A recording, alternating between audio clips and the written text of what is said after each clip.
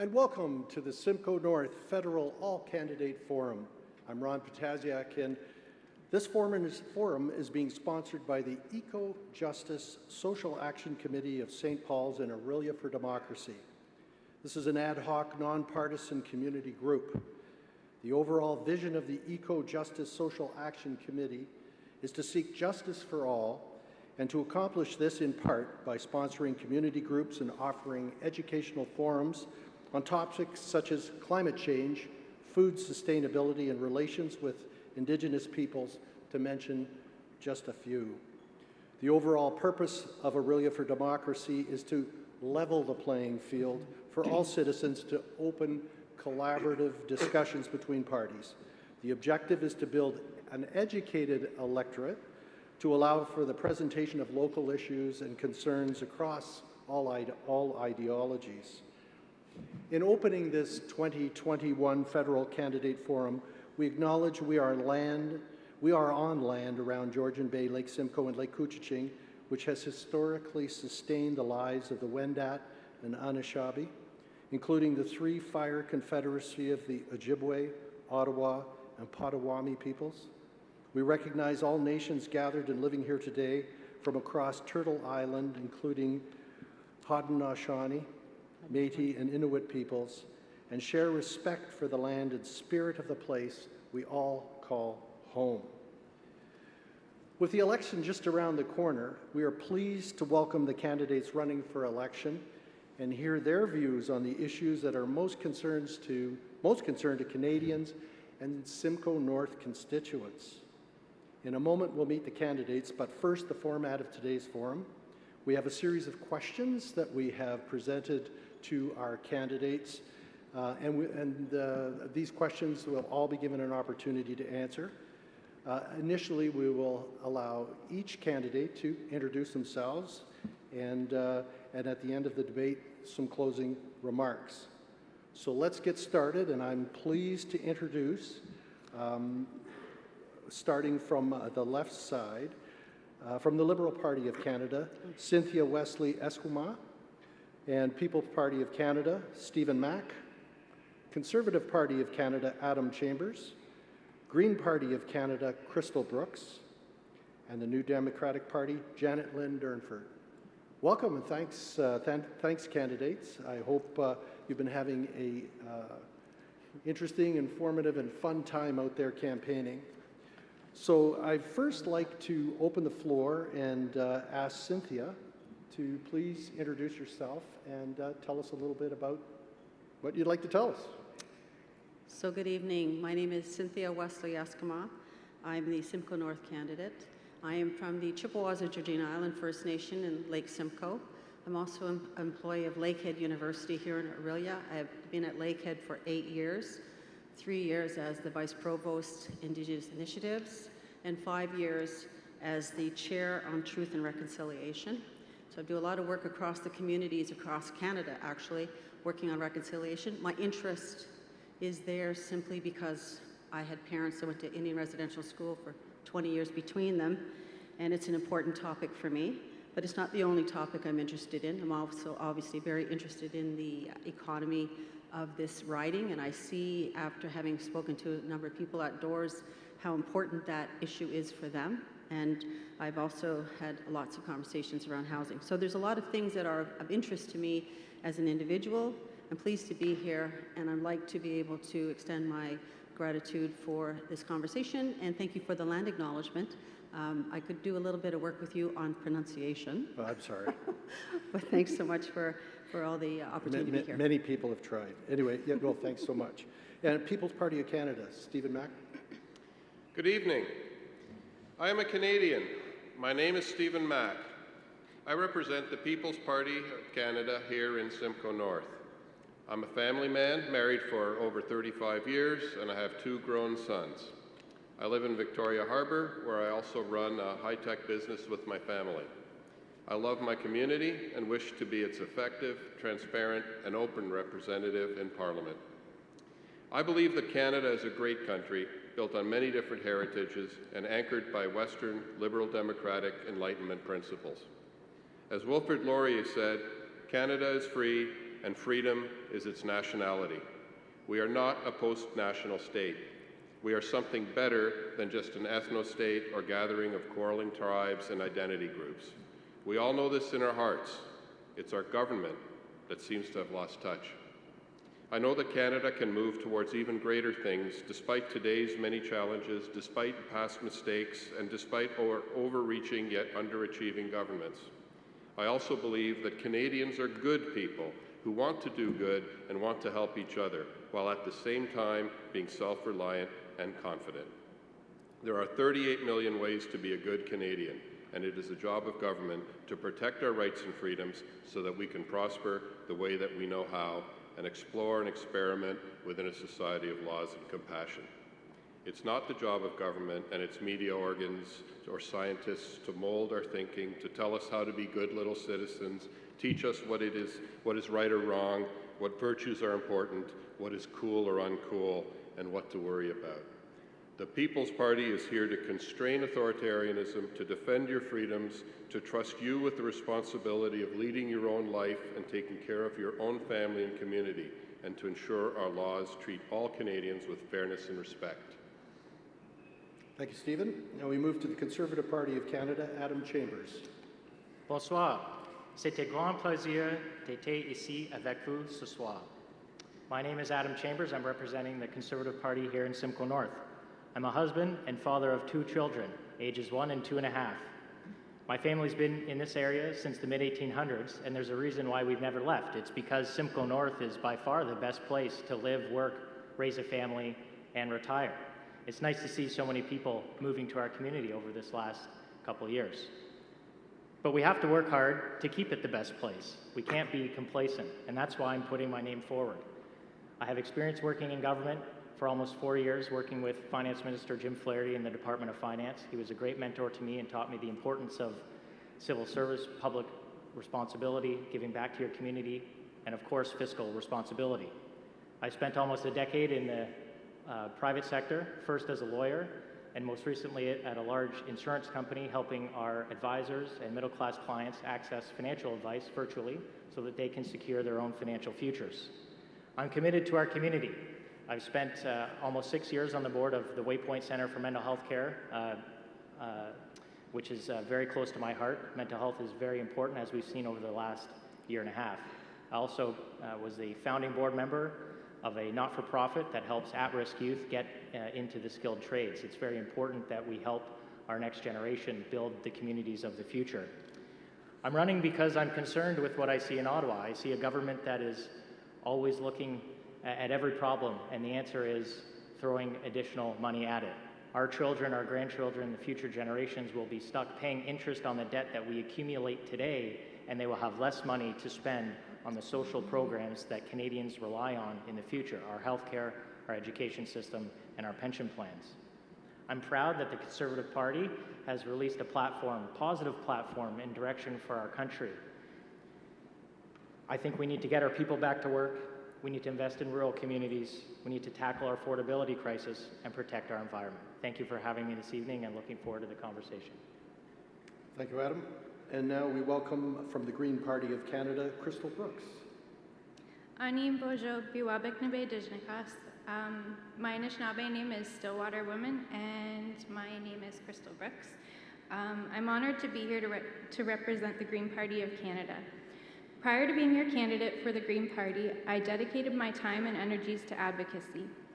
I have been a strong advocate for the environment, mental health, addictions, the housing crisis, and homelessness, as well as Indigenous issues such as missing and murdered Indigenous women and girls, and Two-Spirit, the continuation of residential schools through the child welfare system and the judicial system, treaty violations, human trafficking, and much more. I am deeply dedicated to raising awareness on these issues because each of them have impacted my life. I am a survivor of the child welfare system, human trafficking, and colonial violence. I have experienced mental health, addictions, homelessness, and many other obstacles. I am quite literally the people I mean to represent in Ottawa. My ability to relate to so many different walks of life through my personal experiences, compassion, and understanding are what make me an ideal candidate. My resiliency, accountability, and determination are what will make me an ideal member of Parliament. I hold myself to the same standards I will demand of our elected officials in Ottawa. In Ottawa, I would ensure your voices are being heard. I am listed as your Green Party candidate, but I am no politician. I am an advocate. I have simply been given an opportunity to advocate on a broader scale to amplify the voices of so many silenced and ignored. I am a system failure challenging the very system that failed me and my family. My fight will be one you have not seen on a stage such as this before, but I will fight for you just as hard as I have fought for my family. I will continue to listen to your concerns, and I aim to help improve these important issues. Thank you for listening, and I truly hope that you consider voting for a much-needed voice for the voiceless in this election. Well, thank you, Crystal. And now from the New Democratic Party, we welcome Janet-Lynne Durnford. Annie, bonjour. Hello, bonjour. My name is Janet-Lynne Durnford, and I am your NDP candidate in Simcoe North. I would like to start by acknowledging the responsibilities of myself and my party to honor treaties, wampums, the earth, and each other. I am a teacher, a spouse, a mom to 2 grown children, a member of the local arts community, and an almost 50-year resident of Simcoe North. I'm running in this election because I want to serve my community and because I share the core values of the New Democrats: empathy, inclusion, justice, and an opportunity for all people to reach their potential and fulfill their dreams. A lot of people have told me that they are tired of attack ads and tired of hearing criticism of the other parties, and I feel that my role here tonight is to represent the policies of the New Democratic Party. On September 20th, you have an opportunity to vote for a better future. You know that in Simcoe North and in every part of the country, families are worried about housing, about jobs, the health of our loved ones, the climate crisis, reconciliation, and the public services that everyone counts on. The past 18 months have shown that Canadians can confront any challenge when we work together. We've also learned that many of the supports that we rely on just aren't there when we need them. If we want different results, we need to make different choices. What we need now is the courage to act together, and that is exactly what New Democrats offer to Canadians. We can make life more affordable for everyday people by investing in affordable housing and childcare, putting price caps on internet and cell phone bills, and eliminating interest on student loan debt. We can ensure better health care for all Canadians by bringing in universal pharmacare. Great. Thank you. Sorry, time. No I'd also like to mention to our viewers that there was a 6th candidate running in this election from the Christian Heritage Party, Wesley-Esquimaux, and he couldn't be with us tonight, but we have a little presentation about, in fairness to all the candidates, we have a little piece at the end of the program that shows the Christian Heritage Party. So now we're going to move to the questions panel, and the first segment, these were questions that you received in advance, so you had a chance to look at them. And so I think we'll start with this question. Most Canadians want to see significant reductions in carbon emissions. Most parties also wish to continue high levels of immigration or even increase immigration numbers. How would you reconcile the challenge of carbon emissions and pollution with a significant growth in the Canadian population through immigration? So we're going to start with Cynthia, please. I think the Liberal Party has done a significant amount of work on sustainability and on the environment. I think it's very important that we pay very clear and close attention to what's happening in our planet. And the reduction of the carbon emissions is already happening, where people are moving towards electric cars and are moving away from or trying, I guess, to move away from using gas and oils and stuff to keep our economies going. I very much am in support of that, and I've been working on sustainability issues for a very long time. When it comes to the question of immigration, I think it's another area that we need more people. We have a massive landmass here, a very small population in contrast to that. And I believe that we're going to have immigration whether we like it or not, because we're going to be having environmental refugees that are directly associated to the carbon emissions that we're talking about around the world. People are losing their homes, waters are rising, we have extreme weather events happening right across the country. Just in this pandemic period, we've seen massive land fires. We see drought out in the prairies. You know, we have massive flooding happening at various places. So we, as a community, I mean, Simcoe North is going to do its fair share, and I've been very actively engaged with people here in the riding who have been actually working very hard on raising the awareness of those issues. I'm for bringing people into the country and not saying no. We've said no in the past, and people have died. So we need to do better. Great. Thank you very much, Cynthia. And we move now to Stephen. Stephen, how would you reconcile the challenge of carbon emissions and pollution with a significant growth in the Canadian population? I don't think reduction of emissions and pollution can be reconciled with high immigration. The PPP's policy is to reduce immigration, to control population, and thus reduce our environmental impact. Emissions are proportional to population. Over the last 40 years, mass immigration has increased Canada's population by about 10 million, from 28 million to today's 38 million. Averaging over the last 40 years, I estimate that each Canadian has emitted about 18 megatons of CO2 annually. 180 megatons of emissions from those immigrants are almost double the 100 or so megatons of emissions caused by oil sands. Furthermore, when migrants move from undeveloped countries to Canada, their carbon footprint more than doubles. This drives up global emissions without any net population increase. Mass immigration drives urban sprawl.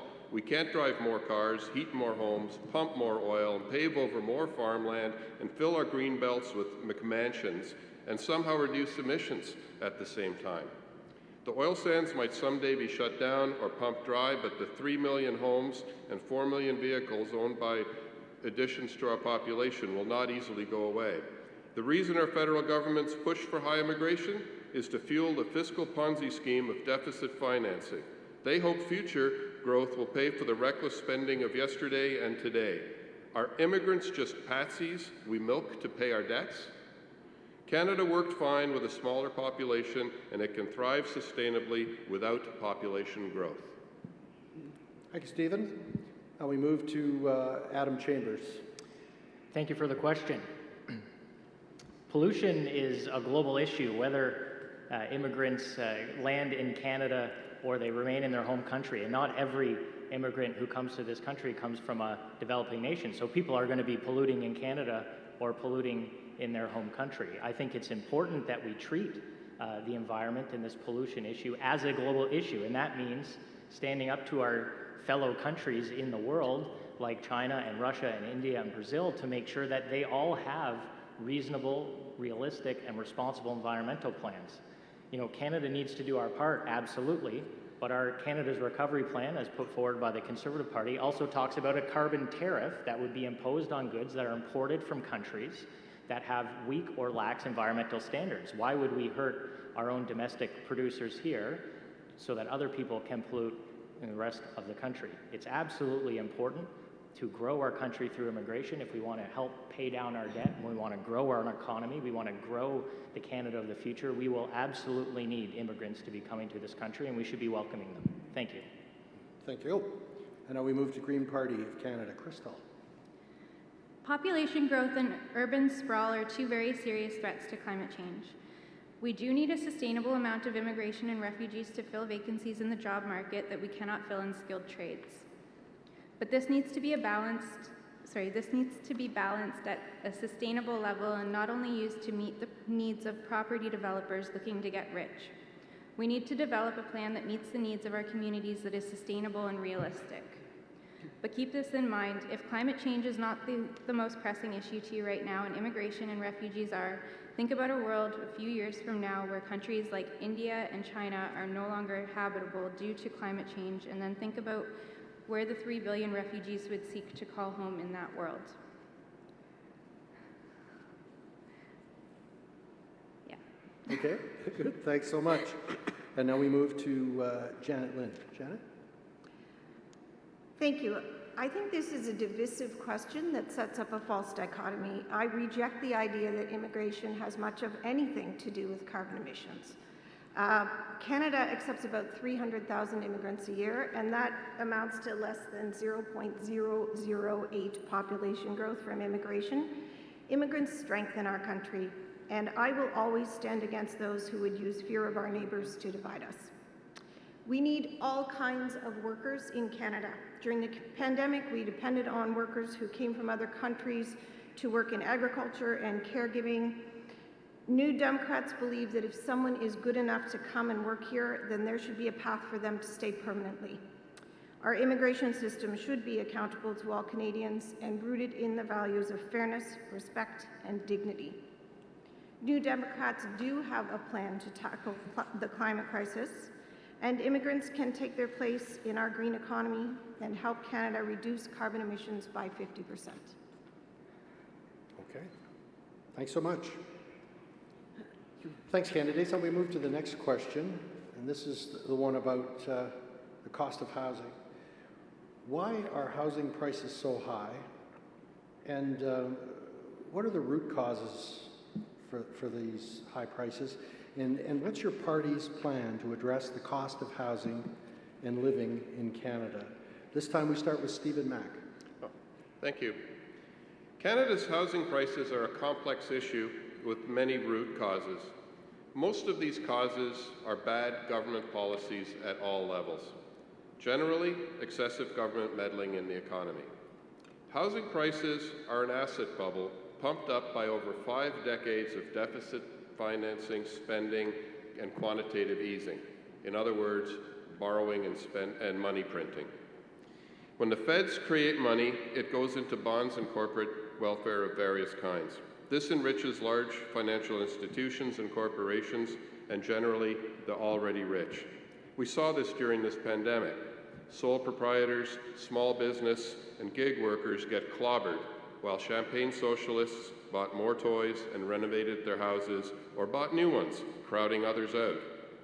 Economic growth is needed for people to be able to afford housing, and for builders to have the confidence to build it. Getting out of the way of productivity is how governments can best help the economy. Faddish urban planning, rent controls, and zoning rules discourage the creation of new housing. The PPC would induce provinces and municipalities to abandon policies that restrict housing availability. The PPC will improve affordability by eliminating the deficit within 4 years, setting an inflation target of 0%, paying down debt, and then reducing taxes, especially capital gains taxes, which discourage investment in new housing. A thriving free economy will attack the affordability crisis at the income and supply end, not by putting Band-Aids on the cost end. Thank you. Adam? Thank you. There are a number of factors that we're seeing at play in the market in terms of the cost of housing. There are supply and demand side effects. In particular, on the demand side, a decade of low interest rates has fueled demand for houses and made it cheaper for people to take on more debt. And when we have a prime minister who says he doesn't think about monetary policy, that makes me concerned, because it's the monetary policy that has been fueling the rise of increase, or partially fueling the rise of increase we've seen in our housing markets. I think it's important to consider what can we do on both of these sides, the supply side and the demand side. On the supply side, there's a commitment the Conservative Party has made to find out how we will build the next 1 million homes. That's going to be homes at all income levels, both affordable housing to market rate housing. We're talking about preventing foreign speculators from investing in our real estate market, treating it like a casino and leaving homes empty. We will put a stop to that and greatly restrict people's ability to do that. We also have talked about implementing for Indigenous, by Indigenous housing strategy in partnership with the Indigenous communities like it's been calling for the past few years. So we do believe that we can tackle this together. It will take more than one just policy, but working together with provinces and all levels of government, we can find out how people can build and get into their first home. Great, thank you. Crystal. So I think recognizing the housing unaffordability and homelessness as twin crises is important. Among other steps, the Green Party is calling on the government to immediately redefine affordable housing using a better updated formula, enhance the Canada housing benefit, strengthen regulation of foreign investment in residential real estate, create an empty home or vacancy tax for foreign and corporate residential property owners who leave buildings and units vacant, and prioritize funding for nonprofit and cooperative housing.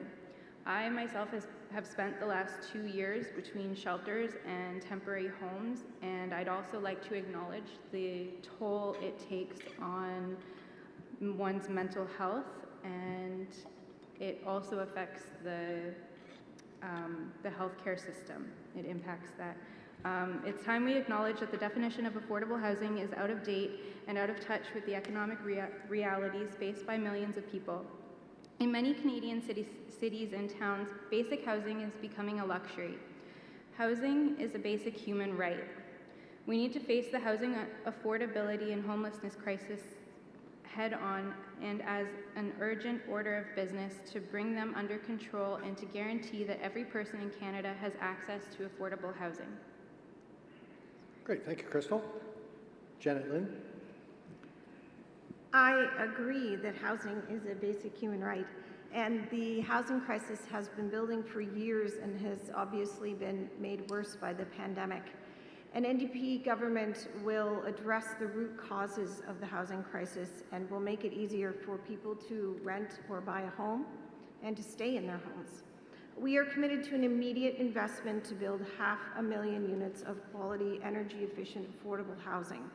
And we will put a 20% foreign buyers tax on home purchases from investors living outside Canada. A significant number of rental units are empty and owned by investors who are holding them and are not interested in using them as housing. We will reintroduce a 30-year CMHC insured mortgages for first-time homebuyers and double the home buyer's tax credit to $1,500, and will provide immediate relief for families who are struggling to afford rent while we bring forward long-term solutions. Our housing plan will create jobs and build the rental and cooperative and social housing units that are so desperately needed. This is just part of a comprehensive affordability plan and to tackle the cost of living. Thank you. And Cynthia. I think that a lot of the issue is around getting off of profits and getting back to the question of humanity. We have people that are living in no housing at all. They are homeless. I think the low interest rates have certainly created some of that. This is a long-standing problem. This didn't happen overnight or even in the last decade. It's been building for a very long time. And a lot of the speculators that have been buying up properties, especially up here in the Simcoe North and in this territory, are creating some of that by buying up properties and then flipping them back out and raising the rates on those purchases. We have to stop that. The Liberal Party is looking at actually putting some controls in place, working with the banks to figure out how to do a better job of actually keeping these interest rates in check and ensuring that people don't take on more mortgage than they can afford, because if the rates go up, they're going to be in a lot of trouble. Reducing the cost for mortgage insurance, which is incredibly expensive. In fact, all insurance is getting incredibly expensive because of all of the things that are actually associated to housing, which is related to the carbon, which is related to sustainability, which is related to food insecurity, which is related to all of the issues that we're up against in this country. So I think it's about a relationship building exercise that's going to happen at every level before we can actually achieve housing and rental properties for students that are coming into the Aurelia area. I mean, there's just so many issues around this that I could go on and on for, but I really think we need to work together to be better. All right, thank you, Cynthia. All right, we'll move to our next question. Next question is about healthcare. What is your personal experience of healthcare? Or what is your personal experience of healthcare been and why? And this time we're going to start with Adam Chambers. Thank you.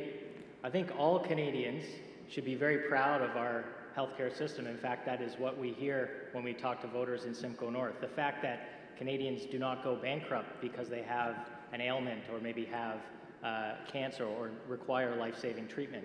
I have been very fortunate to serve on the board of a hospital in Penetanguishene and Waypoint Center for Mental Health for almost 6 years. Mental health is incredibly important.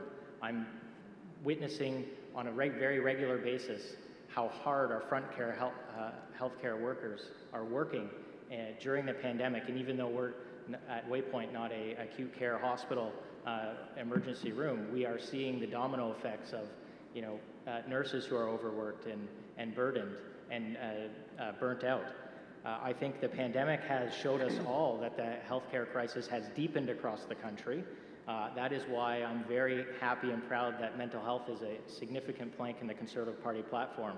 We'll massively boost health transfers to the provinces, double them, 6% a year. That's almost $60 billion over 10 years. We're going to encourage employers through incentives to increase mental health supports for their employees, provide $150 million over 3 years in grants to nonprofits and charities to provide mental health and wellness training, create a national suicide prevention hotline, and finally, make the single largest investment in Canadian history for mental health supports for Indigenous peoples by $1 billion. Thank you very much. Well, thank you, Adam. Crystal.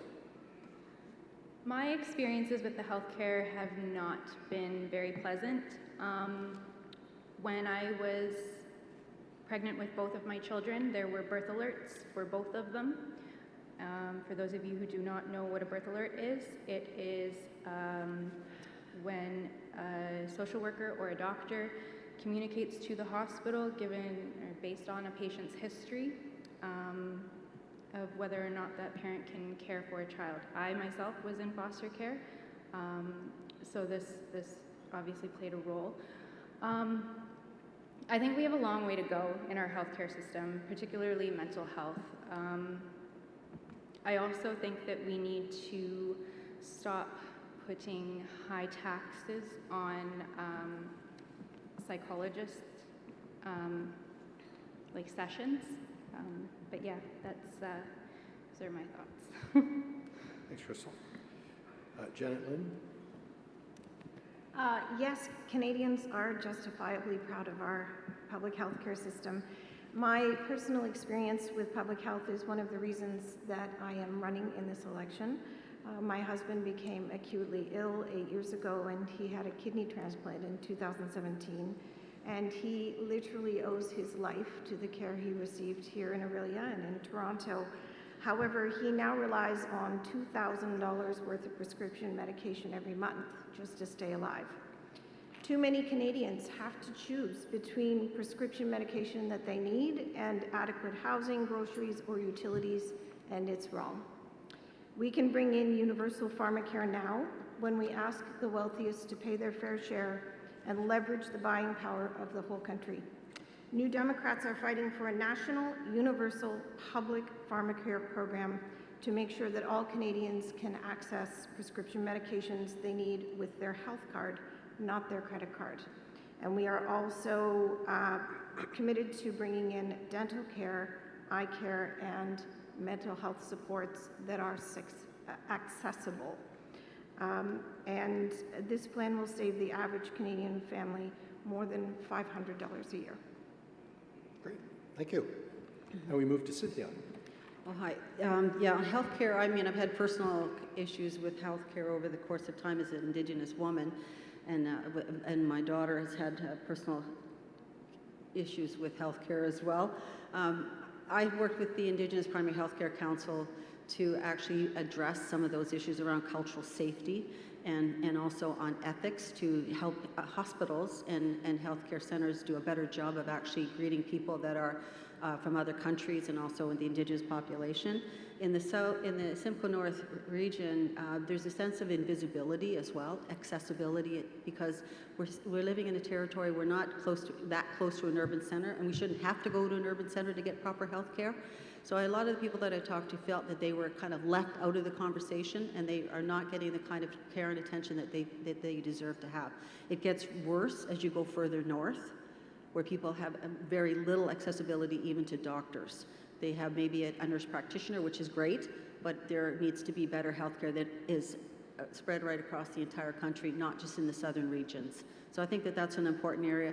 The Liberal Party is doing their level best to ensure that healthcare is accessible to all, and we'll be building on that, and they're hiring more nurses and putting monies into the system so that more nurses can be hired, not fired, hired.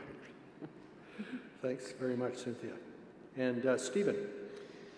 Well, my personal experience with healthcare in both Canada and the US has been very good. I have no major complaints. I found a great doctor years ago and have been able to stick with him. Whenever anybody in my family had a medical emergency, it was dealt with rapidly and effectively. Myself, I had COVID from December 2019 through February 2020. I was hospitalized twice, once at Georgian Bay Hospital in Midland and once at Royal Victoria in Barrie. I was very well cared for. Tough isolation procedures were followed, and I observed the doctors following a scientific method which included open debate among them. This was very reassuring to a nerd like me. I admired the professionalism and friendliness of the staff, and that's what it's all about. It's the people who do great work in healthcare despite the limitations that they face. You know, they try to make excuses for their underfunded small-town hospital, and I tell them, have you ever tried to wait in an emergency room in Toronto? We have it great up here. My only concerns are over the public monopoly on the delivery of services. I couldn't just go to a lab and get a COVID serological test on my own dime. And I'm troubled by the fact that I can enter into a contract for services with my plumber, but I'm prohibited by law from entering into a contract with my doctor. That's not fair to me, it's not fair to my doctor. Now, I don't often get sick, but when I do, I hope to be cared for in Midland or Orillia.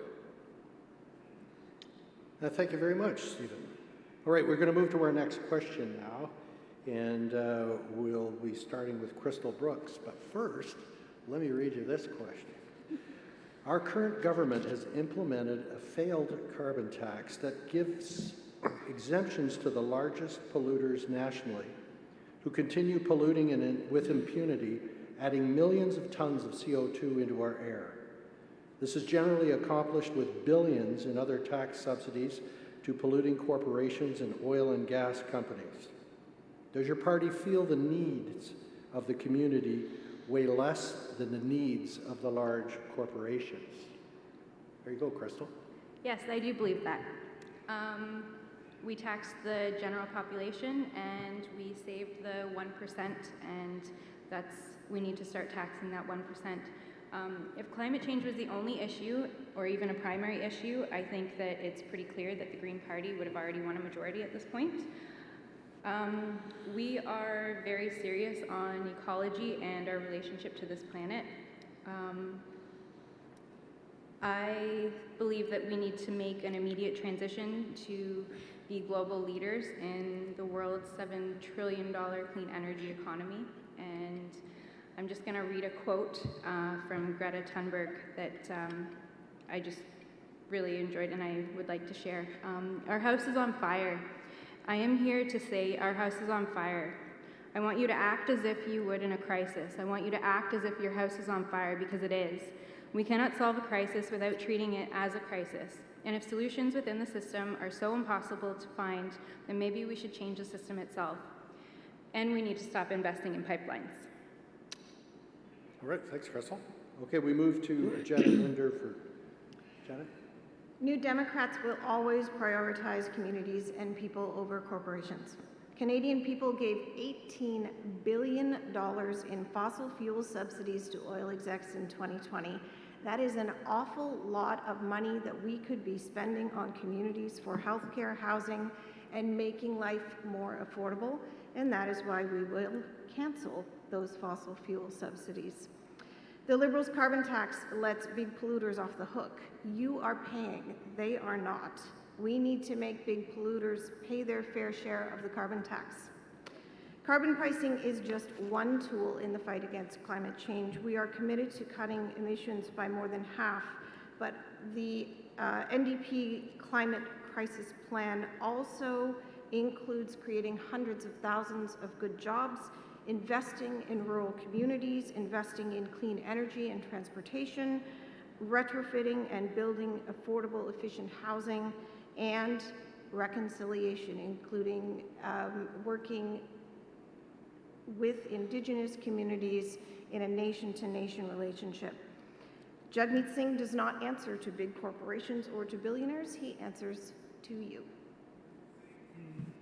Thank you. Cynthia. I think we absolutely need to pivot to the people. These subsidies have been too high in the past. It's not an area that I actually work in, but I feel very strongly that it's people that now have to speak up and demand any government that is in office and power do something about those subsidies. We're moving away from oil and gas. We're moving into electric. We're moving into other kinds of sustainability. And as a people of this country, we need to raise our voices in protest, and we need to raise our voices for the planet. There's just no way that we're ever going to be able to do this otherwise. We have seen over the last 150 years what we've done, and it's time that we all work together. So I'm always of the opinion that the federal government is not going to save us. I'm an Indigenous woman, trust me. We've been expecting that for a while. It hasn't happened. So the realities are the federal government has a role to play, the provinces have a role to play, the municipalities have a role to play, and we as individuals in every section of this country also have a role to play in demanding that we actually move back to actually preserving this planet, and we're going to do that if we work together. Great, thank you. Stephen. Yeah, I could tell who wrote this question. Nice one, Matt. To answer the actual question, yes, the PPC puts the wants and needs of the people ahead of the needs of corporations. It's right in our name. We'd eliminate all forms of directed subsidies to corporations, corporate welfare, including subsidies to energy companies. That said, it's the people's right to form corporations, which are one of the oldest democratic structures for undertaking collective action equitably. A PPC government's role would be to act as a referee in the free market, and we cannot do so if we were to also try to be a player or are too busy tilting the playing field. I agree that the carbon tax is a failed program. In fact, I say all carbon taxes will fail. Either fail to reduce carbon or would kill the economy. They are an easy out for governments that want to be able to say that they're doing something. Well, it's literally the least you can do. Until better energy alternatives are actually available, carbon taxes are a tax on everything that hurt the working poor the most. They are a kind of punishment for just leading a normal life. Say I live in Penetang and I have to commute to Barrie. I don't have green options. I can't afford an electric car. There's no mass transit, too far to bike. I can barely pay my bills, and now the government's punishing me with a new tax I cannot avoid no matter how badly I'd want to. Pollution is going to be solved by engineers and scientists, not politicians. I have faith that these challenges will be solved in time through the creative energy of free markets and engaged citizens making good decisions one by one. Thank you. Adam. Thank you. I think for too long our policies have tended to favor corporations and punished everyone else. I've always been against corporate welfare and corporate handouts. Good examples in recent times have been when we subsidized a large grocery store chain to the tune of $30 million to put in new refrigerators. I don't think that they needed the $30 million to do that. I also think we subsidize individuals' behavior unnecessarily. We provided subsidies for a number of years to people purchasing $100,000 Teslas. That is not appropriate either. I think the Conservative Party's approach is to reduce carbon emissions. It involves incentivizing individuals to reduce emissions now and in the future, but it does not involve corporate handouts. I think we have to find the balance between, of course, all of these things, but it is very important to recognize that the people's taxpayer money is sacred, and we shouldn't just be giving it to large corporations. Thank you. Okay, and thank you, Adam. And we move on to our next question. And workers and residents in long-term care have consistently called for the taking the profit motive out of the system. Will you support making all long-term care in Canada public and non-profit with national care standards and living wages for workers? And I think we start with Janet-Lynne on this one. Profit should never be the bottom line when it comes to seniors. Because of decades of cuts and underfunding and privatization during the pandemic, COVID-19 claimed the lives of thousands of Canadians in long-term care homes. It is time to take the profit out of the care of our most vulnerable loved ones. The NDP will end for-profit long-term care and bring long-term care homes under the public umbrella. Every senior and person with a disability must have access to the care they need, helping them to remain in their own homes. Family caregivers deserve more support and should never have to worry about whether their loved ones are getting good care. We will work collaboratively with patients, caregivers, provincial and territorial governments, and Indigenous communities to develop national care standards for home care and long-term care regulated by the same principles as the Canada Health Act. Only this level of commitment will stabilize the field and draw in workers with assurances of fair wages, stable jobs, safe working conditions, ending the understaffing crisis in the care sector. Okay, thank you. Cynthia, your thoughts on long-term care? Well, we saw what happened during the pandemic. It was a horrific experience watching thousands of elderly people die without the kind of care that they actually deserved. The Liberal Party is putting $9 billion into long-term care for more training. They've raised the wages of the PSWs to $25 an hour and ensure that we have enough there doing this kind of work. There needs to be more oversight. And again, it is a relationship that has to happen between the municipalities and the province and the federal government to ensure that it actually works. Our old people have put their whole lives into this country, and we did not know there was a serious gap there with this privatization of their care. So it's not that I'm against entrepreneurship. It's not that I'm against people actually establishing businesses. But when those businesses are failing the very people that they're supposed to be helping, then I think we need to step in and ensure that there's better protective mechanisms put in place. We're all aging. We're all going to get there if we're lucky. And we sure want to ensure that the safety is in place before we get there and for the people that are there now. So yes, $9 billion is being put into the long-term care by the Liberal government to ensure that those people are protected. Great, thank you. And Stephen. No, I will absolutely not support nationalization of long-term care. The assumption that a profit motive makes for a worse product is a fundamentally flawed Marxist argument that I'm surprised we still have to endure these days. I think the question is primarily addressing the subset of LTC that is government subsidized or free, as ignorant like to say. There's plenty of private long-term care that is of excellent quality, but you get what you pay for, as is true for everything in life. The issue is how to pay for good care, not so much how we ought to deliver it. Yes, many long-term care homes were built following a semi-private, many people to a room design that is obviously no good for infection control. We can solve that. That's a technical problem. If the government insists on taking on the charitable enterprise of caring for the indigent elderly and set standards for that care, then it must ensure the widest possible diversity of solutions and open competition to provide the service, and then increase taxes to pay for it if necessary. So what a long-term care corporation makes a profit? It's an incentive to be in that business in the first place and to build more spaces as time goes on. Where else will they get the capital to build and improve and maintain? And if no profit, well, those poorly run operations go out of business. Good. Try closing a crap government-run anything these days. Yeah. Thank you, Stephen. Adam. Thank you very much. Long-term care is a balance between the rights of and jurisdictions of both the federal and the provincial governments. I think what's more important is what can the federal government do in long-term care, and I think it's a similar thing that we've done with the National Building Code. You need a national set of standards, best practices that provinces can sign up for, and working with the provinces to ensure that they're implemented. You know, right now in Ontario, there's a 30,000 person wait list to get into a long-term care home. I'm not sure by taking profit centers out of the system, we will help the 30,000 people looking for a bed. Here in Ontario, Associate Justice Morocco did a study where he actually showed the outcomes and the challenges in long-term care were actually similar in all models of care, so profit, not-for-profit, and government-run.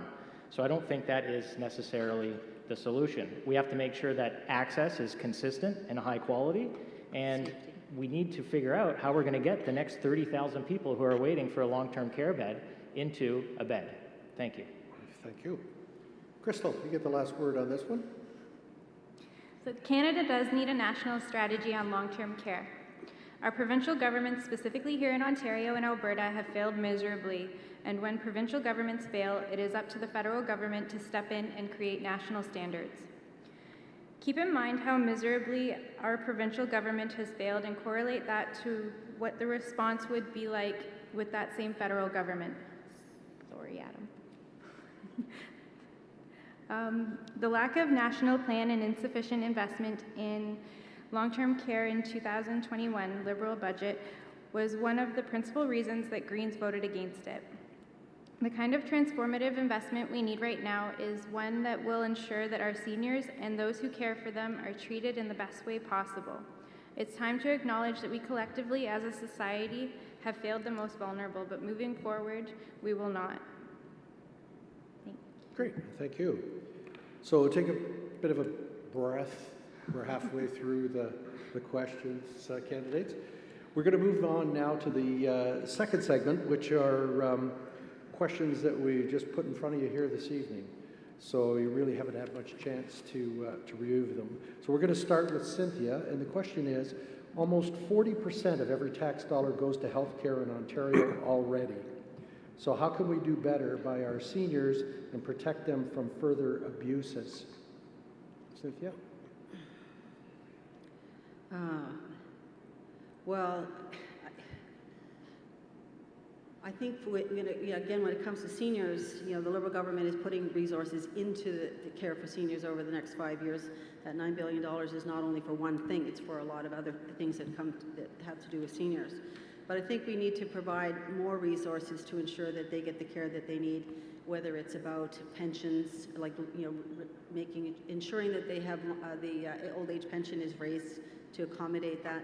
It's not keeping up. I talked to several seniors at the door who said, we're getting X amount of dollars, it's not covering anything, and some of them are too infirm to be actually able to go and get a part-time job, which is the expectation, and they're not going to be able to do that. So I think that what we really need to do is ensure that those seniors are cared for, that we put resources in that place, which we have not necessarily done in the past, and ensure that they have what they need.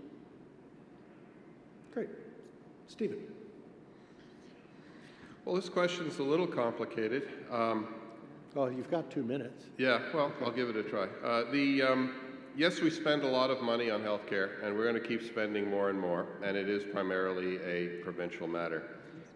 The question of abuses, I presume the questioner is talking about long-term care homes, and spoken about that already. I think part of the solution for making life better for seniors, both the ones that are here now and all of us are going to be seniors, is to concentrate on lifelong health, maintenance, lifestyle choices, and preventive measures to reduce the buildup of medical costs in the aged, which a lot of them are related to lifestyle choices like diet, smoking, and other habits. So we also need to provide more choices, a more dynamic market in healthcare solutions for the old, and also we need to change the concept of when is a person elderly.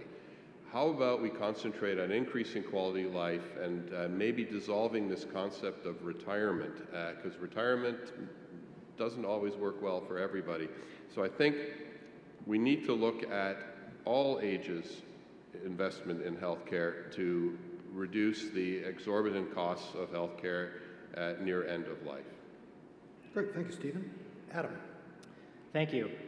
Well, it may be true that 40% of every tax dollar goes to healthcare. If you look at actual spending, it's closer to 50% of public expenditures, at least in Ontario, are going to healthcare. How can we protect our seniors? I think the Conservative Party has proposed a good example. We can amend the criminal code to clarify that providing necessities of life to those in long-term care is, in fact, a duty and a responsibility of the provider. I mentioned earlier about national standards like this building code that we can put in place.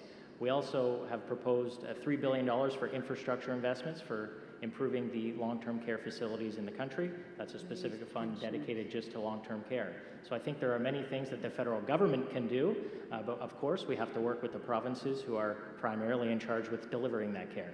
Thank you. Okay, thank you, Adam. Crystal.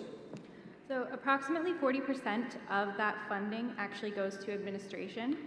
I think that it's important to focus on reallocating those monies to where the needs are most severe.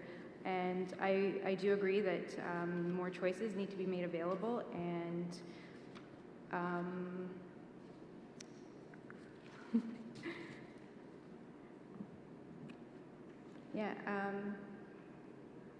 sorry. That's okay. I don't know, I think it's just really, really tragic how our seniors are cared for in this country. And I think during this pandemic, we really, it was really shown just how much we care about our seniors, which isn't very much, and I think that needs to change. So, Thank you. Thank you for that. Janet-Lynne? This is an interesting question because, as others have pointed out, healthcare is provincially managed for the most part. But I entirely agree that we do need national care standards to ensure the safety and comfort of all seniors. And the NDP would also has a commitment to streamline the paperwork that people have to go through when they become a senior, turn that magical age, make sure that there's assistance there for people so that that paperwork is not so onerous. I wanted to comment too, I thought it was very interesting that the PPC candidate mentioned diet and lifestyle changes to ease healthcare costs, and I'm surprised by that. That doesn't seem government intervention in people's lifestyles and healthcare choices does not seem like something that the PPCs would advocate. So essentially, the New Democrats are committed to those national care standards, streamlining paperwork, and there's also a commitment to lift seniors out of poverty as part of a longer-term plan to ensure that all Canadians have a basic livable income when they need it. Great, thanks, Janet-Lynne. And I guess that finishes off that question. So we're going to move to our next question. We're going to start with Stephen. So recently, we've learned that the Huron-Wendat Nation and Chippewas-Rama First Nations withdrew from the Orillia Champlain Monument Working Group, leading Parks Canada to defer the monument's return to Couchiching Park. What's your opinion on whether the monument should return, and how does that align with your party's commitment to reconciliation? Stephen. Okay. Well, I think we can keep old statues, but we can also build new ones. I worry about the whole question of reconciliation because a lot of it is an emotional and cultural thing, and such things cannot be resolved quickly or perhaps ever. Sometimes the wounds are too deep. However, I am optimistic that this can be done. But in the meantime, the PPC's position is to move away from the emotional side and try to think of what can we do right now to make people's lives better. There are so many things we can do to help our Indigenous fellow Canadians improve their lives. It's a disgrace, the conditions on some reserves. It's a disgrace what's happened to people in the past. We agree with that because all of these things are an impairment of individual freedom at some level. So how about we proceed right now in a spirit of friendship, respect, and cooperation to fix what we know how to fix, basic things that we all have in common: roads, schools, healthcare, clean water, things like that. Let's get started on those to show good faith, and I am confident that when we work on those basic things that we share and have in common, that eventually we will get to a better Canada. Great, thank you, Stephen. Adam. Thank you for the question. We should have had a different order. It's not lost on me that we have two individuals on the stage with more lived experience with this question. I'm looking forward to hearing the answers of my Liberal friend and my Green Party friend. I'll be briefed so as to listen more to the answer. I think that is part of the challenge. We need to be listening more as individuals to the concerns of our communities. Of course, as a proud longtime resident of our community, it would be nice to see the monument return, but it needs to return with the blessing of our Indigenous friends. I would also point out that on the other end of the riding in Penetanguishene, there's monument to Champlain, there's streets to Champlain, and have been done with the Indigenous peoples there with their blessing, and is quite good for the community, and I think there has been less controversy. So that is because we brought people together. So I hope that we could get back to the table and see something return here. On the broader question of reconciliation, it is incredibly important that we move forward together. I am a big fan of listening. We need to listen, and that is what we absolutely need to do with our Indigenous peoples, and come up to the table prepared to engage on the issues meaningfully. Thank you. Thank you, Adam. Crystal. So I was a very big part of a group of people who opposed the monument. I never actually disclosed my stance on whether I would like to see the monument return or not. My main issue in that was the process and the lack of free, prior, and informed consent. RAMA actually voted on a new plaque, but we didn't see the plaque, what would be said. And I believe Aurelia currently has a very big issue in acknowledging the history of this town regarding Indigenous people, and there is no reconciliation without truth. We're barely in the truth stages of that, so I think that that's really important. Yeah, I just think there's a lot of history that needs to be acknowledged here, and you know, I would like to see some kind of agreement be met with the Champlain Monument, but right now it's just, we're not at that final decision stage, so more consultation needs to happen. That's Great. just my thoughts on Super. Thanks, Crystal. Janet-Lynne. First, as a settler, I need to acknowledge my privilege when it comes to the topic of reconciliation. I am always listening and always learning, and I think that is an ongoing process. My opinion is that we need to listen when people speak their truth, and many people have spoken out to say that the Champlain Monument is an example of whitewashed history and of Canada's painful history of colonialism. And for that reason, I do not support the return of the monument, and I know that is perhaps not a popular opinion. An NDP government is committed to a nation-to-nation relationship with Indigenous peoples, including local solutions for healing, and that's what we need here, as Crystal has pointed out. That may look like a federally funded, Indigenous-led plan for a replacement that acknowledges and celebrates Indigenous resilience, language, and culture in this area. Our plan for reconciliation also includes safe housing and drinking water now, not in 2026, and ending the underfunding of Indigenous children's services and healthcare, rather than spending millions of dollars fighting that in court. And we are also committed to enacting all of the recommendations of the Truth and Reconciliation Commission. It's time to find every child and bring them home. Thank you, Janet. Cynthia. It's an interesting conversation for me, since this is what I do on a daily basis, is actually try to promote reconciliation and people working together. Very controversial subject. I have actually sat in some of the conversations and heard both sides of this particular piece. In fact, we had some young people at one of the discussions actually stand up and give some of the history of the territory, and I think in a very conciliatory way.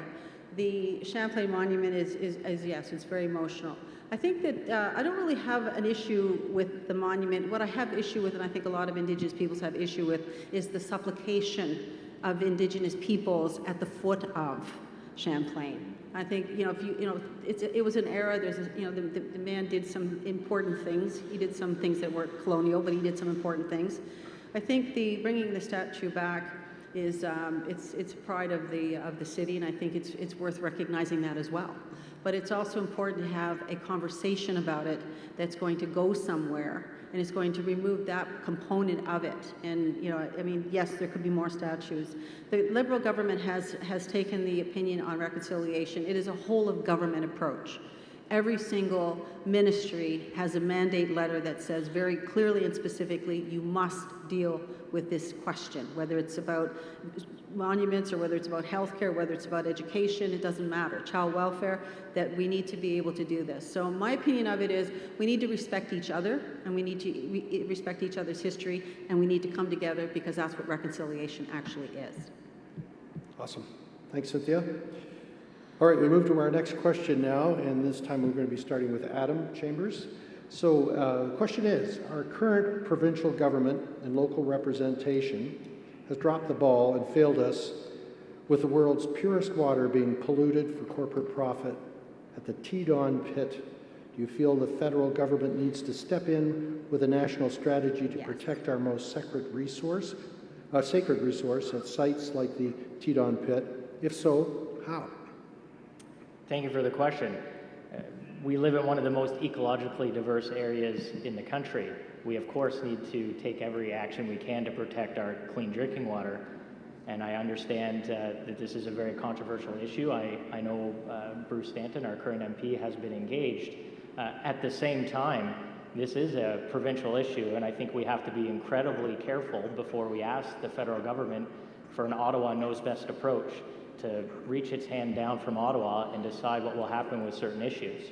So we need to work with the stakeholders that are responsible for this decision, which would be the provincial governments, and all levels of government need to work together, but it does ultimately rely on provincial jurisdiction. And again, I think we need to be careful before we ask Ottawa to come solve our problems for us. Okay, thank you, Adam. Crystal. I respectfully disagree. Many involved in the protests at Teton Pit have contacted our MPP and have been met with silence and very little response. I myself sent an email and I got a response back regarding COVID. So that being said, I believe that when our provincial government proves unable or unwilling to handle a situation like this or even respond to it, I believe it needs to be handed over to the federal government. And we're talking about water protection. It needs to be a national, it needs to be protected, sorry. But yeah, that's my thoughts Great. on that. Okay, thanks. Janet? Thanks. I was just actually out at the springhead of the Alliston Aquifer in Elmville earlier this week, and it was wonderful to see car after car pulling in and filling up. People in Simcoe North know the value of that resource, and I know that it does fall under provincial jurisdiction, but I do think there is room for, we do need a national strategy. The NDP have a commitment to creating a legally binding environmental bill of rights that would stop polluters from exploiting these irreplaceable natural resources. And we also have a commitment to protect 30% of our land and freshwater resources by 2030. So I agree that we do need to work with the provinces. It is their jurisdiction, but it is in the interests of all Canadians to protect those irreplaceable freshwater resources. Great. Thank you, Janet. Cynthia. Gee, I remember being in my 20s and reading a Stephen King novel that talked about water wars in the future, and I never forgot that, and here we are. So I believe, yes, I think we do need a national strategy. We are going to be entering into a time when water is going to be more valuable than gold or anything else that people think at this point are valuable. We have to have conversations. That's the relationship building exercise again. The federal government isn't going to save us. We're going to save us. But we're going to do it by actually mobilizing ourselves, mobilizing our municipalities, mobilizing our provincial government. And if our provincial government doesn't want to do what we ask, then we need to get them out of there and put somebody in that will. And then we need to work with the federal government. And it's our job as MPs to raise the alarm and raise our voices very strongly to protect the waters. This is Canada. We have water, and we have a lot of it, and guess what? All the eyes of the world are going to be looking at us. So we need to do something to ensure that we protect it, and we ensure that it's preserved and it's kept clean. So we have a lot of work on our tables and in front of us to do. Great. Thank you, Cynthia. And Stephen. Thank you for the question. I think all Canadians care about clean water, and I personally would like to see an engineering report on what this proposed aggregate washing would actually do to water and what it would do to the aquifer. But assuming that it's bad and that there's been I've heard that some processes perhaps haven't been followed right. I agree with Adam in that we have to be very careful soliciting a thunderbolt from Olympus every time a province or a municipality gets something wrong. Another case like this is Muskrat Falls. The federal government should not be bailing out or covering up for provinces that don't do their jobs. That's the job of the voters at the appropriate level of government. Yeah, our Constitution has some quirks in it, but let's stick to it so we don't have three levels of government squabbling over the same thing. The municipality has to do their job, and if they don't, the people who live in that municipality should get involved, get loud, and vote in people who will do the job. Same thing goes for provincial government. Yeah, we tend to have not very good communication at the provincial level locally, and this needs to improve. But federal government isn't going to approve that, and an MP can't fix something that an MPP did wrong. So engage with your MPP, sorry, not in the job description, but if there is a federal law that's violated or a federal law needed, well, let's talk about it. But I personally need to get some more facts on this. Great. Thank you, Stephen. Thank you, candidates. So we'll move on to our next question. And Crystal, we'll start with you on this one. Short, straight to the point. What will your party do to assist seniors on fixed income?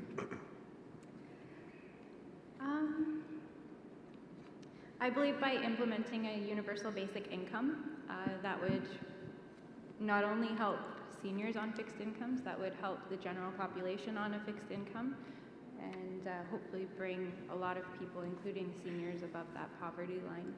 And so yeah, I'd like to see something like that implemented, and the Green Party is committed to a universal basic income. Thank you. Okay, thank you. Janet. Yes, I think the key is to increase that income as part of a strategy working toward a basic livable income for all Canadians.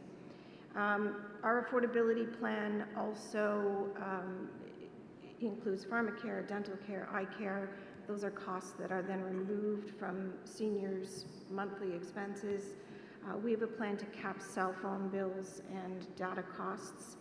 And I think I've talked a lot about investment tonight, and I think it's a reasonable question to ask, how are you going to pay for that? And Jagmeet Singh has been pretty clear that the plan, the NDP plan, is to ask corporations and the ultra-rich to pay their fair share, to have a wealth tax, a luxury goods tax, and make sure that big multinational corporations that operate in Canada contribute to the lives of Canadians, including increasing basic income for seniors. Great, thank you. And Cynthia, what will your party do to assist seniors on fixed income? Well, I think we've already said we're going to be putting some significant resources into senior care, long-term care, seniors' health. The pandemic, I think, has really raised some very clear indications that that population is going to need some assistance. It is a big population. I'm a part of that population. I mean, we know it's almost like a tsunami of people retiring and becoming elderly all at the same time. So I think we're going to have to really look at the old age pensions, and we're going to have to look at the next generation, the younger generation. We're going to have to raise the rates to accommodate this. We cannot have seniors across Canada living in poverty and starving to death. It's just not appropriate at all for a country like ours to have that kind of thing happen. So I think we're going to really be paying attention. It's certainly put the spotlight on that area for the Liberal Party. I think that they're well aware that there's going to be a need to do better. And I think the rest of us, that are still employed, we need to stop complaining about the fact that we need to put a little bit more money into our old age pensions, because they're not going to keep up with us. And those young people that are complaining and not wanting to put them, they're not going to have old age pensions if we don't do something and we don't start thinking more collectively. Again, it's like, let's take the onus off profit and greed, and it's all about me, and put it back on the fact that we're all in this together.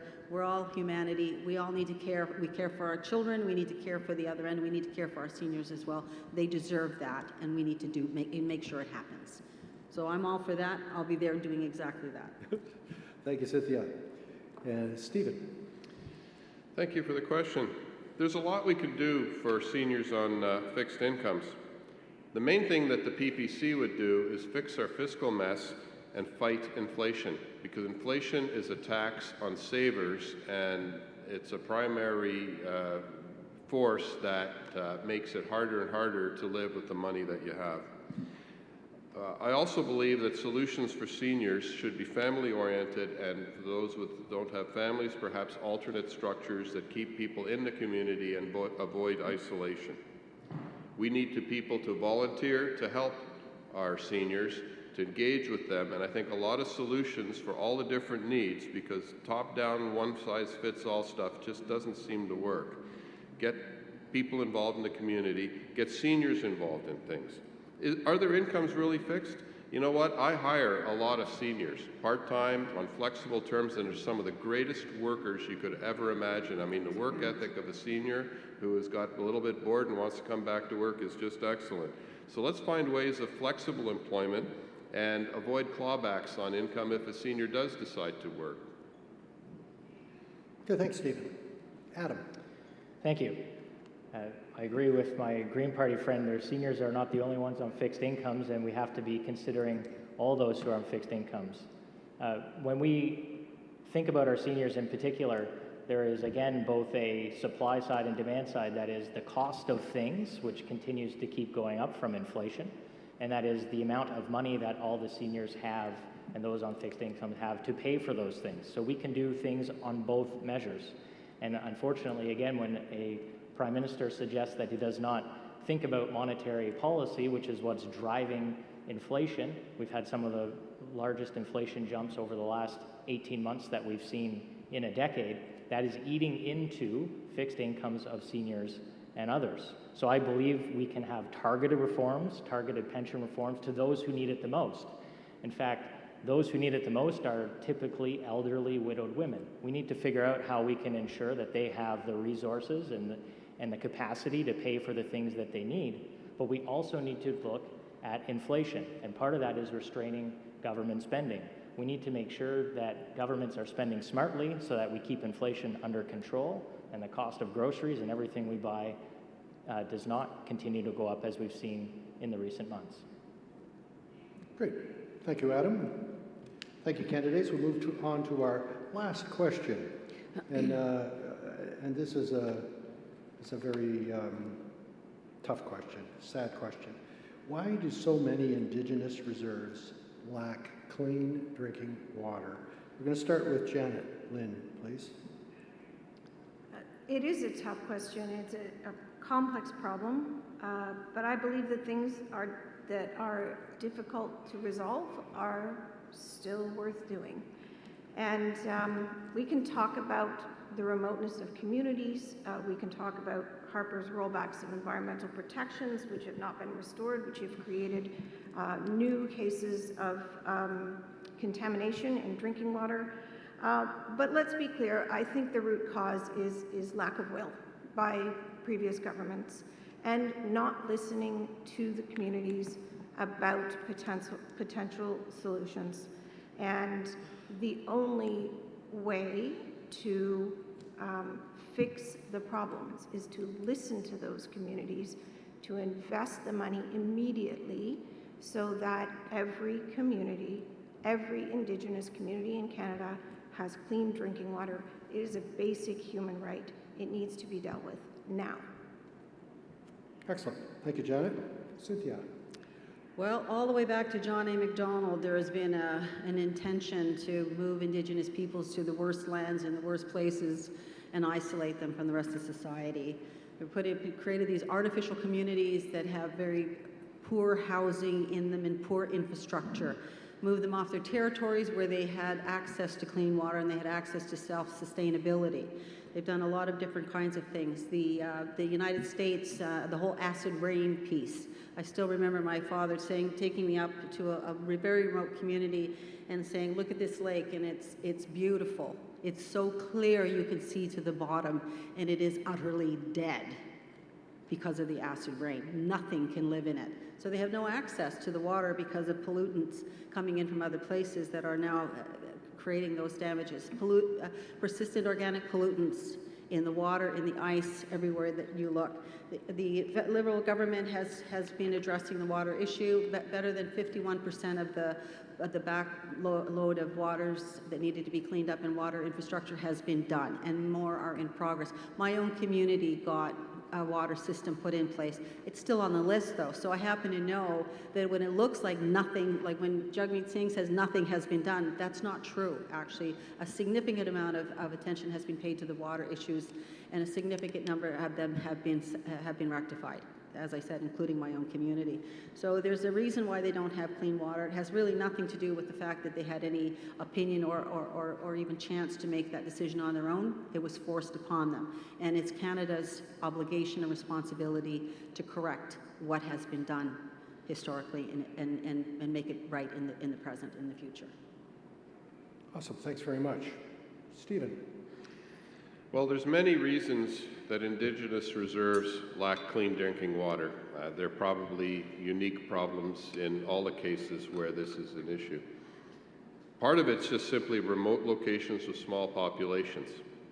Just makes it harder, and unfortunately, I believe there's an out-of-sight, out-of-mind mentality on the part of the government and Canadians in general. A lot of these communities are in remote places. Hey, they're out of sight. Pollute away. Remember the mercury stuff in Northern Ontario? That's disgusting. I also think, well, clean water also has to do with other infrastructures such as wastewater treatment.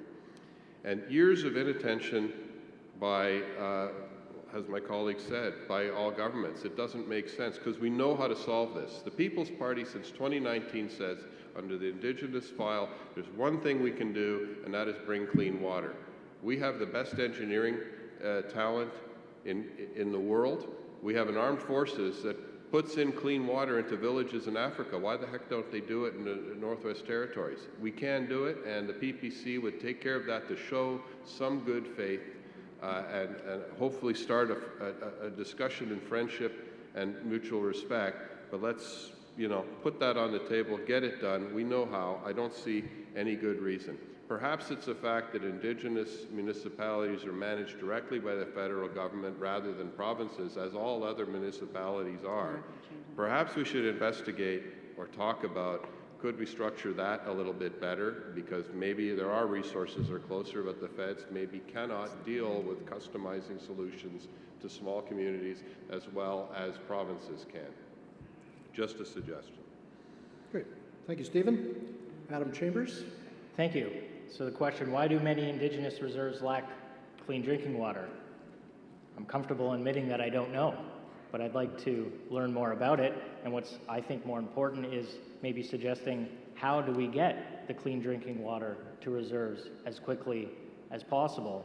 And yes, a lot of work has been done on the file, but I do agree that clean drinking water is a human right, and we must figure out how to build a sustainable relationship with these communities so that we can maintain and care for the systems once we implement them.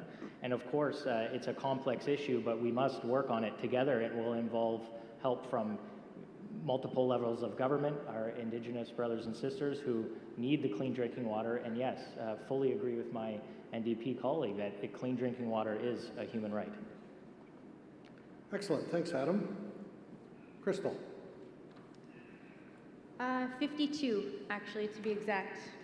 52 reserves currently lack clean drinking water. 52.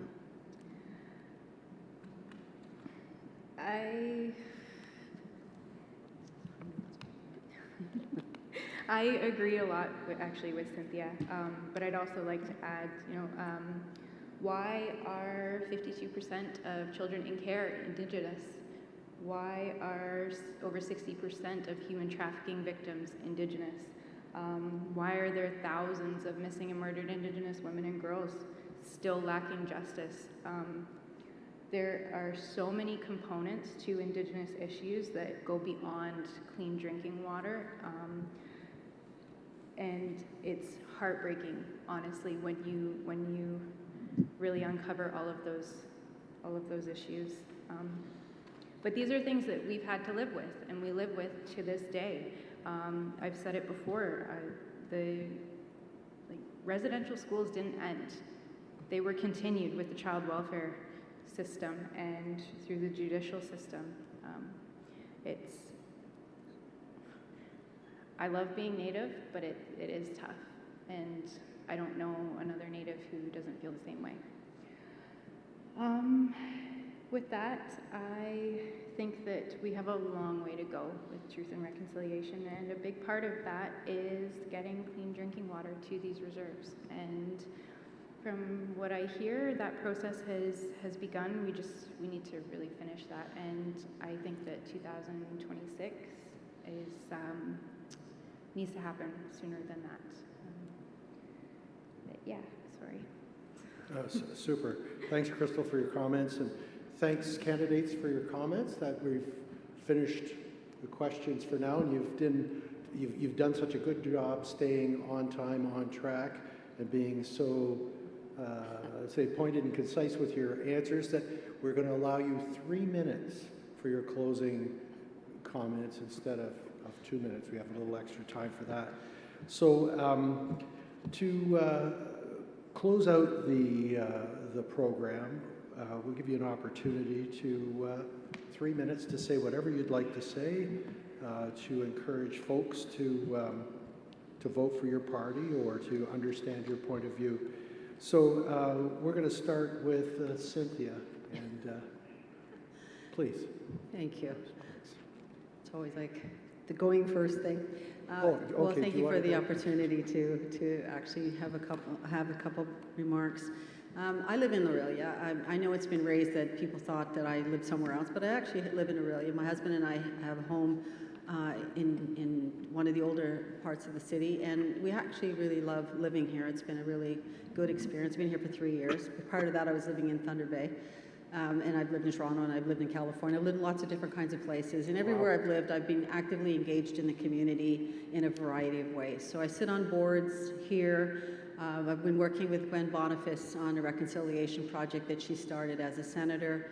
I've been working as the chair for the National Center for Truth and Reconciliation at a larger level, and I'm a board chair actually for the Teach for Canada that sends teachers into remote communities, certified teachers to teach in those areas. And I've started the Canadian Roots Exchange, which is a reconciliation movement for kids in 2008, and we took kids across Canada, not from here to there, but we took Ontario kids to Ontario reserves. We took BC kids to BC reserves, and these were mixed kids, non-native kids, black kids, Asian kids, all to actually meet each other and have an opportunity to spend time in each other's company.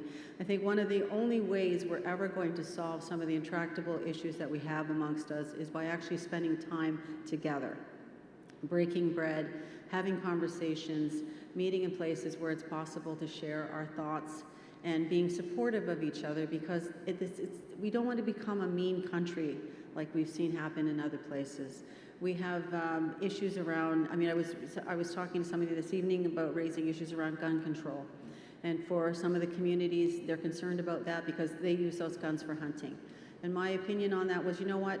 We need gun control, some level of gun control for the people that are actually shooting other people. For those people that are using their guns to hunt moose so they can feed their families, I agree that we have to put some mechanisms in place. We have healthcare issues in the north. Yes, we have some good healthcare. I'm not complaining. We've got 38 million, 40 million people in this country who are supporting a system that is essentially free. Yes, you have to pay for your glasses and your hearing aids and other kinds of things, but you can go to the doctor at any time and somebody's going to see you and they're not going to hand you $1 million bill for the privilege of doing so. We have issues around the pandemic. It's coming. People are telling us we're going to have a fourth wave in this country and in this riding. And we need to be supportive of each other. Nobody wants to take away your choice. The Liberal government has been very clear that they respect your choice, but that's your choice if you don't want to fly and your kids can't go to school. There's a lot of issues that we're dealing with, and also the whole question around climate change that is a very important one, very near and dear to my heart. I've worked with climate activists for many, many years. So I want to just say that I am ready to represent your interests and carry your voice to Ottawa. I'm very happy to be here. Thank you very much for the opportunity to speak to you. And thank you very much, Cynthia Wesley-Esquimaux, Liberal Party candidate. And now we move to Stephen Mack, People's Party of Canada. Thank you. Freedom is like a muscle. If you don't exercise it, it withers away. Don't be cowed by all the negativity and fear being blasted at you by the government, the media, and all the petty authoritarians and worriers in your life. Stand tall. Do your thing. Take care of each other and don't despair. Let's use our freedoms to get Canada back on track. Vote PPC.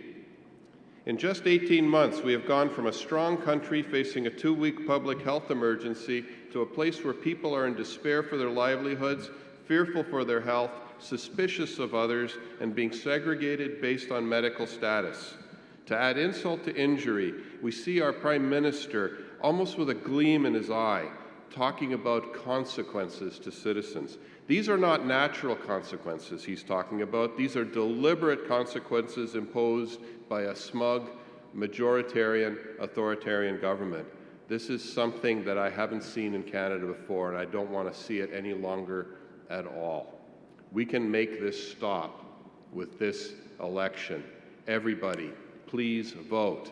All of you, 30% who don't bother showing up, now is your time, because now things are crossing a line.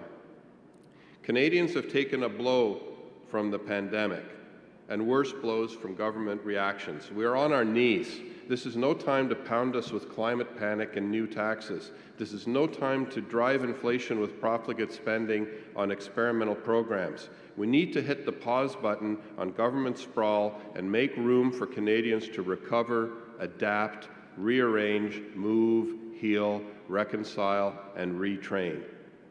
Public finances are a mess, yet the old parties continue to promise to provide more and more. Just one more program, another check out of the blue, just one more regulation, special commission, another department, and we'll reach utopia, but utopia is never delivered.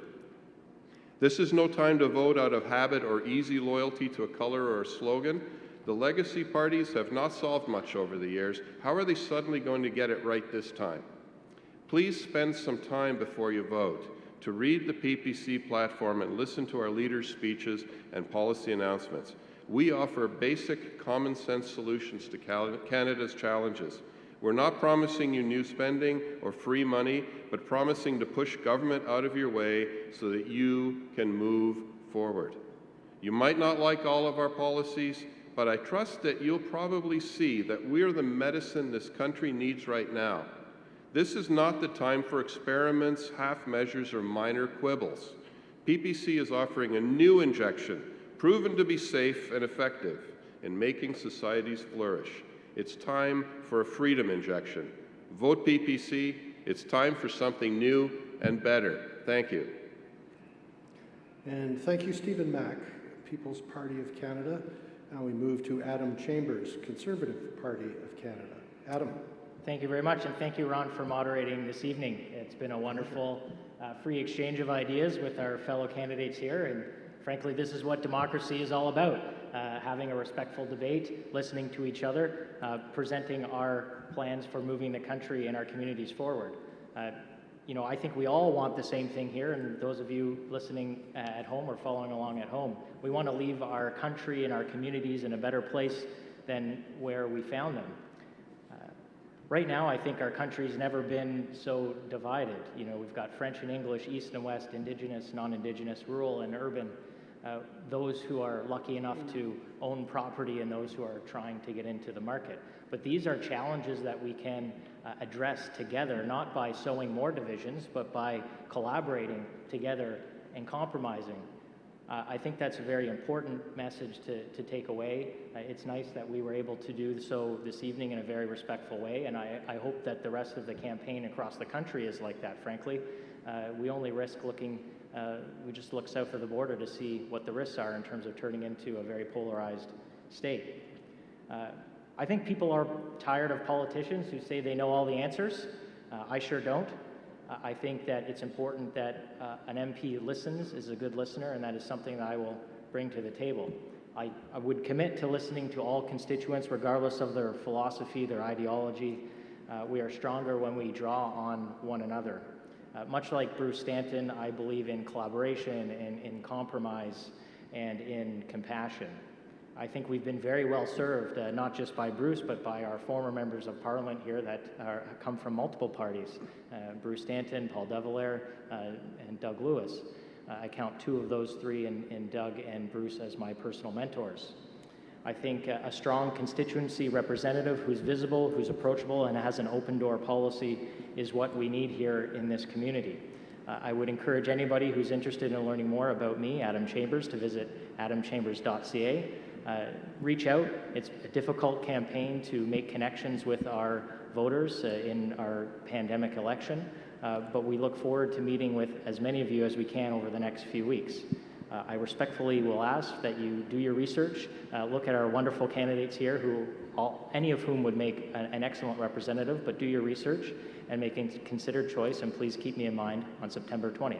Thank you very much. Thank you, Adam. Conservative Party of Canada. Green Party of Canada, Crystal Brooks.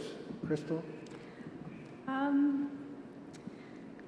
So, despite my awkwardness on camera, I feel I am very approachable, and I'm also a good listener, and I agree with Adam there, that like the importance of together, and you know, that we're in this together, and I think that as a collective we can, you know, come to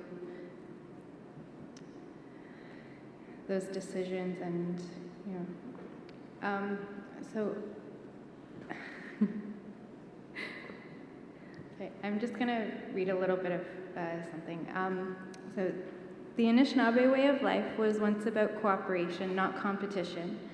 There is a story about a time when we once shared everything. The best hunters would hunt for the community and make sure no one went without. This kept the very old, the young, the sick, and the nourished, and the sick nourished.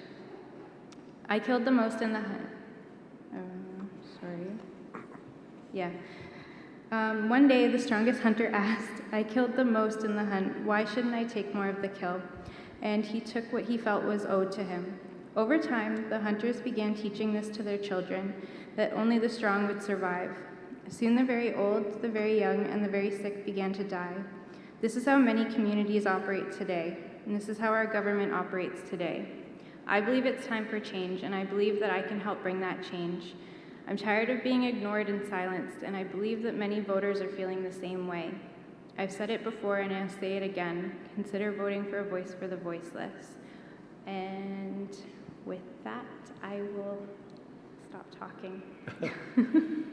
Thank you, Crystal. Crystal Brooks, Green Party of Canada. So, New Democratic Party, Janet-Lynne Durnford. Thank you for the opportunity to share our vision that better is possible. And thank you, Ron, for the extra minute, because given my opening remarks, clearly I might need it. I agree with my colleague that everyone needs to get out and vote. It is a critical election, perhaps not a timely one, but a critical one. And I would especially encourage young voters to get out and vote. I also agree that collaboration and compromise are an essential part of our Canadian government structure, and I think that is something to be proud of, and I agree that it is time for change. New Democrats are different because we are working people. For our whole history, we have fought for better working conditions and standards that lift everyone up. I am not a politician, but I am someone who cares deeply for this community. I believe in equity, in inclusion, justice, affordability, connecting with people, and a Canada where every person can reach their full potential and achieve their dreams. Jagmeet Singh fights for people. He doesn't answer to the powerful. In the pandemic, he delivered real help for workers and families by pushing for CERB and wage and business subsidies. And as Prime Minister, he will make the ultra-rich and big corporations pay their fair share so that we can build a recovery that benefits everyone. What does that mean for people here in Simcoe North? Housing relief, investment in rural communities, public long-term care and national care standards, pharmacare using your health card, not your credit card, affordable cell phone bills, relief from student debt, protecting our freshwater resources and our shorelines, partnering with Indigenous people for local solutions to reconciliation and healing, and hope for the future. I know that we can have a future that includes everyone, a future that's affordable, equal, hopeful, and secure. My name is Janet-Lynne Durnford, and as your NDP Member of Parliament, I promise to work for you. Great, thank you, Janet-Lynne. Miigwech. Thank you very much. So we still have a little bit of time left, and if we've got another 2 minutes for each of you to rebut anything that you've heard or anything else that you'd like to say, final thoughts, encourage people to vote, whatever is on your mind. We'll start with Stephen. I'd like to ask everybody to think about the leaders of our parties. Consider their resumes. Consider their level of experience in Parliament. Consider what ministerial portfolios they've held. Consider their professional qualifications. Maxime Bernier has been a Minister of Foreign Affairs and other things. He is a trained economist and a lawyer, and he has been a stalwart and consistent defender of libertarian thoughts. Compare his positions even from when he was in another party to today. Look at the PPC. We are consistent. We have the same message. And I think with some of the things that are happening right now, our time has come. Please vote PPC. Adam. Thank you. Perhaps to offer a slightly different opinion, leaders come and go, but your Member of Parliament remains. Mr. Stanton has been our Member of Parliament through 3 leaders of the Conservative Party of Canada. I think it's incredibly important that you think about your local representative, the one that you want to answer the phone or answer the door or help you with your passport application, and the one that you want advocating on your behalf in Ottawa. So I think it's incredibly important that you consider all of the options that you have here in front of you here this evening. And to my NDP colleague as well, you know, voting is incredibly important. We have at least 30% of Canadians who don't cast a ballot. It's very important to do your research, but ensure that your voice is heard so you can go out there and cast a ballot. It's never been easier to cast a ballot in this election. You can show up tomorrow and cast a ballot at your local Elections Canada office. So I encourage everybody to do that and get out there and make their voice heard. Thank you. Thank you again, Adam. Crystal? Yay, I get to bless you all with my awkwardness again. No, not at all. Just I'm like your cheese, I thoughts. get better with age. Unfortunately, I don't think our current Prime Minister gets better with age. So with that, I just really encourage everybody to get out there and vote. I believe 35% of the population here in Simcoe North does not even show up to vote, and I'm hoping that that number increases in this election, and that everybody gets out there and has their say. Yeah, so thank you. And thank you. Janet-Lynne, and I think that's a great comment. That's something that's always concerned me. I've been involved in many, many elections, and I just can't believe that we get deliriously happy when we get a 60% turnout for an election. Anyway, I'm sorry, go ahead. That's okay. I want to note that it's an NDP commitment to lower the voting age to 16. 16-year-olds can drive. They are responsible enough to vote, and their voices matter. I also wanted to just very briefly address something that I see a lot, that the NDP will raise our taxes and that their platform is not fiscally viable. I just wanted to note that the platform in 2019 was very similar. It was costed. It was passed by the Institute for Fiscal Studies and Democracy, and it was deemed to be a realistic and credible economic and fiscal projection. I think that's pretty important. And that message that if we make corporations and the wealthy pay their fair share, we can make life better for everyone. And I'm going to go off topic very slightly if I have the time to note. Some misinformation that I'm seeing a lot with regard to COVID vaccines. I've been very open, I'm very pro-COVID vaccine. And we're seeing a lot lately that, why get the vaccine? You can still get COVID, you can still transmit COVID. And I did hear today from a doctor that you are 7 times more likely to contract COVID and to transmit COVID if you are not vaccinated. It is misinformation to state that vaccinated people transmit COVID at the same rate as unvaccinated people. And I do believe that the federal government has a responsibility, has failed in their responsibility to take leadership in a national vaccine passport, I think, or whatever you want to call it. You don't have to call it passport, but we should have something that is national, that is easy to use, so that we don't have this program that is divided all across the country. Great. Thank you, Janet. Cynthia. Somewhere along the lines that Adam said about leaders coming and going, and I think that's very true. I think Justin Trudeau's name is not on the ballot here. Mine is. So I will be the one you'll be voting for in this riding. And I think it's important because we can represent your interests from the ground up, and I think that's the way it normally is. Somebody handed me a little sign. It said, "Voting is sacred." And it is a right that we have in this country, and we have a democracy that we want to protect and continue to have going. I think it's a very important thing for people to vote, and it's very important to encourage your young people to vote. The first time I ran in 2011, the kids in my community, I ran in York Simcoe, the young people in my community had never voted. When I ran, they all voted. And I was just on Christian Island a couple days ago, and I got 65 signatures there. And the chief, and met with the chief and council, and they put up my sign in the store where everybody goes, and they're encouraging everybody to vote. So I think it's really important. I also had a conversation with somebody about the voting in the north. There are no advance polls in the small communities because they're considered too small, and they're not able to get the mail out as quickly as would be expected because of the mailing systems in the remote communities. So it's cutting off an entire population again of Indigenous people who would like to vote in this election and may not have the opportunity because they have been deemed too remote or too isolated to have that, in a short-term election, to have that, to be able to do that. So I think that we need to rethink how we actually approach this and ensure that everybody that wants to vote has an opportunity to exercise that franchise, and we need to do better. Thank you. And thank you.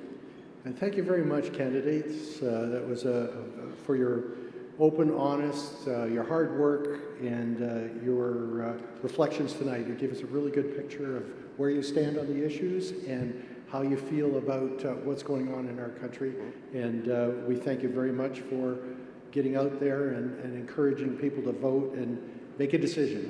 And that's really, really important.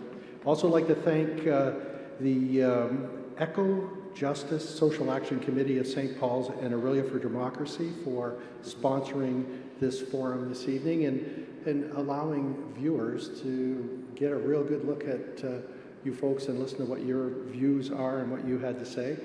Special thanks to Rogers Television for doing this, and we want to thank our viewers for watching.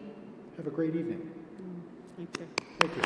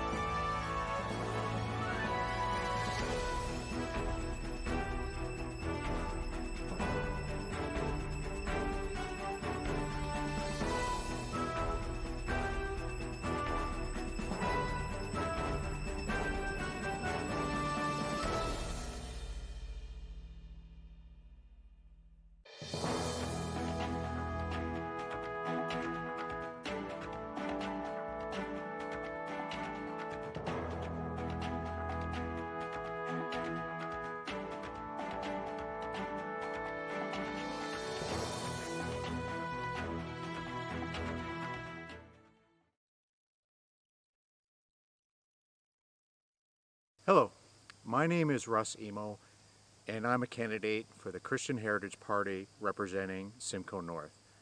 And I'm counting on you to vote for me on September 20th. To say the last few years have been chaotic would be an understatement. High unemployment, fear, divisiveness, and our country's debt spiraling out of control. Everyone is turning to our elected leaders for answers and have been disillusioned to the responses or lack thereof.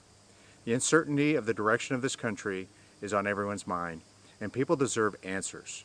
We need representatives that will answer to those that voted for them and not to their elite friends or corporations that have them in their back pockets. We need people that have a high moral and ethical view of life. I'm tired of hearing the broken promises and political spin doctors who seem to talk out of both sides of their mouths. With the CHP, we hold each member of our party to a higher ethical bar. We believe 100% in life, family, and freedom. Our party may be small, but all of our candidates are mighty warriors working for the best interest of all Canadians. I've heard people say, but isn't that going to split the vote? My answer is this: as a small pebble is dropped into a large ocean, the ripple starts small and expands outwards. Neil Armstrong once stated, "One small step for man, one giant leap for mankind," as he did something that ultimately seemed impossible at that time. You may be asking, what does this have to do with the election? simple answers everything. We need to reclaim the ethical morals and integrity of our country. We need to get back everything that we lost. We need to feel proud as a nation once again. I hope that I can count on you to support me on Monday, September 20th. Thank you.